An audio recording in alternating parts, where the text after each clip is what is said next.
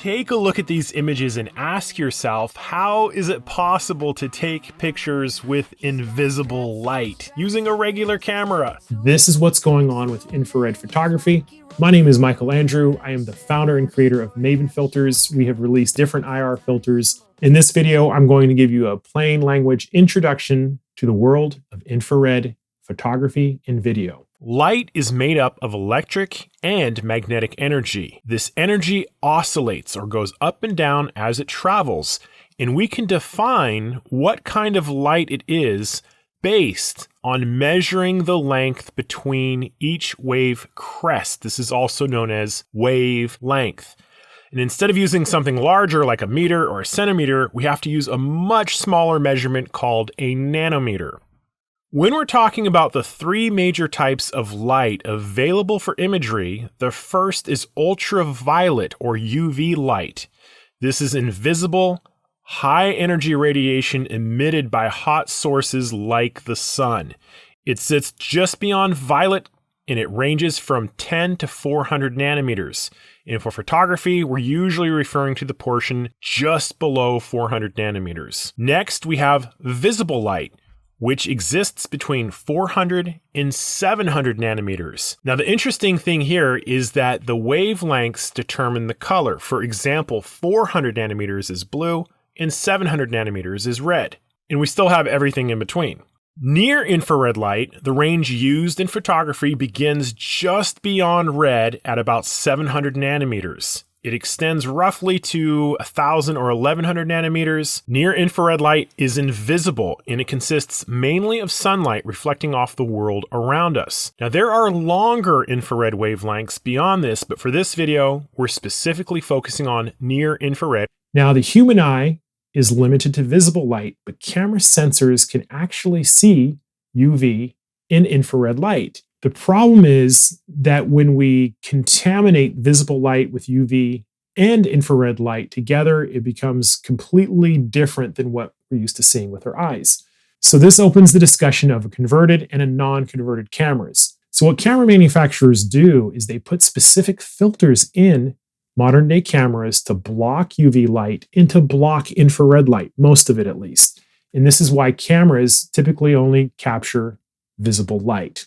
A converted camera is when those filters have been removed, and it is now called a full spectrum camera, meaning it can capture all of the wavelengths of light from UV to infrared. So light is measured with spectral charts, and these charts on the y-axis, up and down, is measured in transmittance, which is how much light gets through, for example, a filter. And on the x-axis, we have the nanometers. So a spectral chart, most of them start at around 0 or 10 nanometers. And from 10 to about 380, 400, this is called the UV spectrum. From 400 to 700, this is visible light. This is what human eyes, most eyes in nature, can see. There are some rare exceptions. And then after 700 nanometers, we get infrared. Now that we know how spectral charts work, let's take a look at some simple examples. As we know, the human eye can only see in the visible range, so a spectral chart for the human eye might show a high visibility curve in these wavelengths. But when we go to sleep, this ability is blocked by our eyelids. Cameras have UV and IR filters built into them when we purchase them, so we wouldn't expect to see anything in those ranges, but we would still see a curve similar to what the human eye might see. Now, something to note here is that the IR filter is not absolute. It still lets in a tiny amount of light, and this allows these cameras to use IR filters with long exposures. Camera filters allow us to selectively control which light we want hitting the sensor. And in the case of our night sky filter, you can see that the yellow range is lower, and this is because this filter blocks yellow light. Here is a spectral chart of our H-alpha filter, which only allows light from the 656.7 nanometer wavelength, blocking everything else. This allows the camera to capture only this wavelength of red light, which is otherwise difficult to see. By blocking everything else, this red becomes much easier to capture. Now let's convert our camera to a full spectrum camera where the sensor would be able to capture light throughout the entire range. It would look something like this. By removing the IR filter, we expect much more IR light to enter the lens, but we may not want the visible light entering, and this is where IR filters come in strong. Here is a spectral chart for a 720 IR filter, which blocks visible light, but it allows a lot of infrared light in. This makes it much easier to see and capture infrared light. So if you can learn to read spectral charts, you're going to unlock a lot of power in understanding how to limit or to allow more kinds of light in your camera.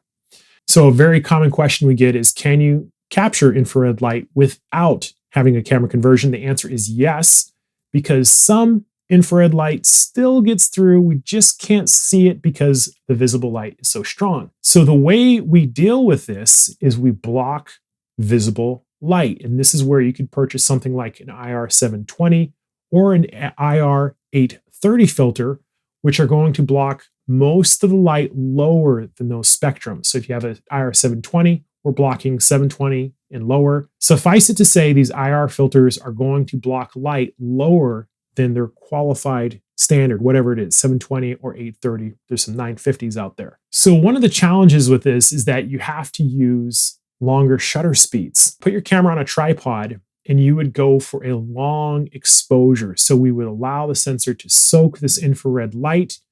The filter is going to block most of the visible light. Some of the infrared's going to be leaky. It's going to get through, and then you can capture an image of infrared light using a regular standard modern camera. So what if you wanted to use faster shutter speeds? How can we get more infrared light in? This is where camera conversions come in. We would send our camera to a specialist like Kalari Vision, a few $100s, and they would remove these filters, and you can get them converted in different ways. I got my Fuji X-T4 to a full spectrum camera, and I can capture faster shutter speeds because there's a ton of infrared light coming in. However, there's still visible light, so I would still use my IR filters to block out that visible light and saturate the sensor with IR light. And this is where you can get some really stunning images. If you saw Dune 2, there was an amazing scene that was all shot in infrared, and it gave a really dramatic black and white effect. One of the really cool filters is an IR 590 filter, which we're right about to release. This filter will allow you to mix infrared light with visible light. And when you swap the channels, you can get some crazy cool effects. And that filter has to be used with a converted camera because otherwise there's not enough infrared hitting the sensor to balance out this saturation with the visible light. Now, something else that's pretty cool is that if you have a full spectrum camera, you can convert it back into a regular camera as long as you have filters that are blocking the UV light and the infrared light together. Maven is coming out with one in a few months. You'll see it. It's basically a UV and an IR cut filter. If you have a converted camera, you would throw this filter on, and now you're back to a regular shooting camera. There are some challenges with infrared and UV photography. Those wavelengths don't behave the same as visible light. One of the most common problems you're going to see is what it's referred to as a hotspot. A hotspot looks like maybe an increased exposure in the middle of the sensor. Most of this is lens dependent, and there are a number of websites out there that will list good and bad infrared lenses. Some are notoriously bad for having a hotspot. Sometimes you can get around it by changing your aperture, trying different focal lengths, but these are usually caused by internal reflections in terms of how the IR light is bouncing around and landing on the sensor. It's a very hard thing to get around. So sometimes you may have a non-compatible IR lens. Sometimes you can deal with it in post if it's an image. Sometimes you can clean it up. I would say do some research on your lenses if you're really serious about getting into IR imagery because of these hotspots. You want to kind of avoid those. Another challenge with infrared photography is the light doesn't focus the same. So you're not going to get the same focusing capabilities as you get with visible light. You're going to have to manually focus on a lot of these, dial it in precise, and even then, sometimes you might get some weird results. So in summary, a spectral chart can measure the wavelengths of different types of light from UV to visible to infrared. These are stated in nanometers, which is the length of the wave. And most infrared filters will publish a spectral chart to show you how much it's letting in and how much it's blocking at different wavelengths. Typically, the stated filter number is blocking 50% at that number. And using different filters, we can control the types of light coming into the camera. So if you want a lot more infrared light coming into your camera to get faster shutter speeds and to even shoot video, what we need to do is to get a camera conversion. Converted cameras will capture greater proportions of infrared light, and we can limit the visible and the UV depending on the filters we're using. Hotspots are common. These are typically lens dependent, and sometimes we can get around them by using wider apertures, different focal lengths, but some lenses are truly not great for infrared photography, and these charts are posted by different companies. I'll put some of them in the description. If you're looking to get into infrared photography, I'll put the links to the Maven IR filters in the link below. I would love to hear your questions about IR imagery. Let me know. Thank you so much for watching, and I'll see you next time. Shot you saving from the blur and the grain and the why is it dark? Michael the man.